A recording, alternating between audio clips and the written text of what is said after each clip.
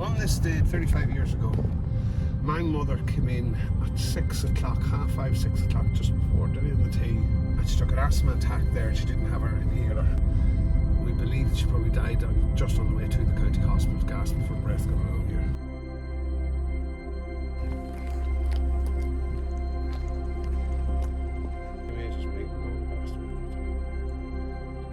Are we good to go? We're good to go. We're good to go.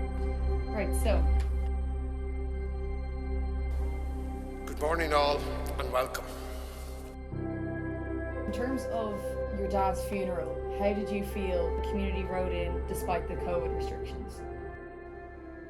I think his life was celebrated in the correct way, and it was a different funeral than we would have ever imagined. Well, I suppose there was a great sense of friendship about people of all sides of the community came and paid their respects to Matt's family, and Matt was really everyone's friend. He was just an amazing person. Welcome to Idirility to Avnet, the home birthplace of my father.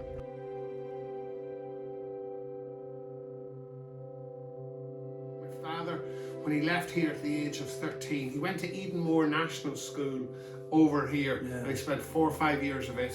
He left it at the age of 13, 14, and he took his bike from here and he cycled 7 miles into the railway station and went to Belfast looking for a job in 1945 at the age of 15.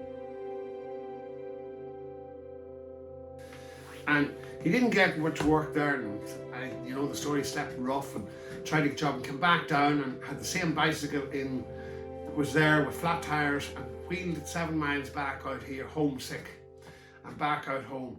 But he then started building the shop then, and he built that shop with Packy, etc. He served his time as a carpenter with a local neighbour here called Jimmy Fat McKenna. And the reason there's so many, they have nicknames to them all because he was fat.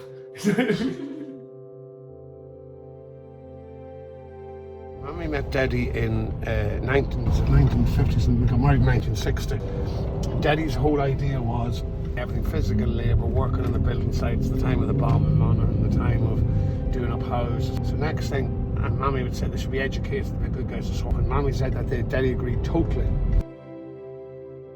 Matt contributed to the community, was vast in many ways. He gave advice to many, whether it was what they wanted to hear or not.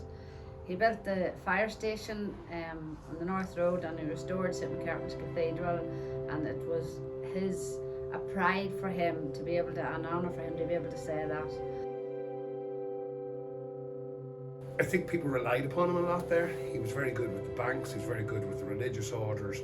The contributions that I think that he was very proud of was the sewerage works, which was a civil engineering project, and that's really, he knew he'd actually pushed it on too much. He shouldn't be getting into that, he often said. But the projects, he was always very proud of the cathedral, proud at the time of the Grease's bombing, and he did another shop up in Killygo and it didn't work out. He tried to get into the he just kept going, and his determination and hard work were unbelievable. What would be one of your key or favourite memories of Matt?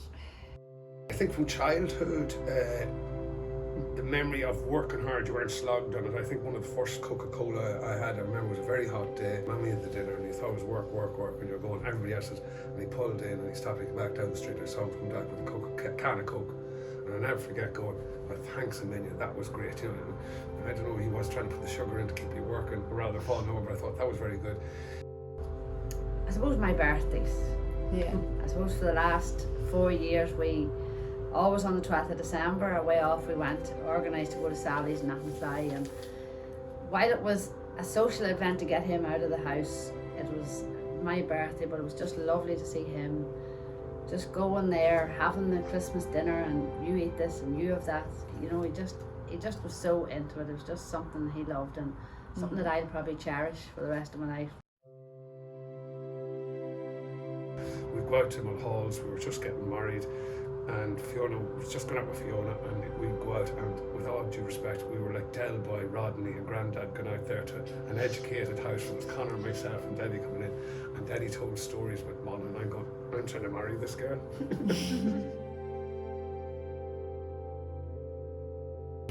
Personally, I think he was so proud of 4 boys and the carers and everything, but I think materially wise, he got to do his wish that he could live in, and thanks to Caroline and the team, they provided his wish that he got to live in his own home here. And I'd say probably the greatest success that he was so proud of building this house. He designed it, he did it up, he did antiques, and he just thought on the Dublin Road. That man, I think, when you've heard his history of going to Belfast, and it's even in whatever troubles you have, never give up.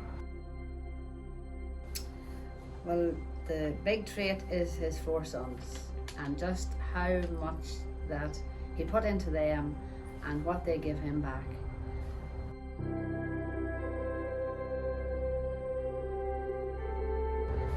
And just the success of his children and how they done in their school and education with being a 1-parent family.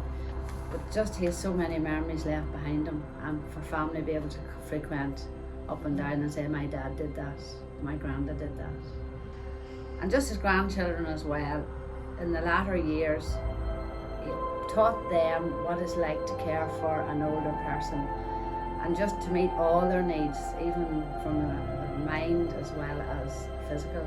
It's a great sense of achievement, and something that will be carried on for years and years and for generation to generation.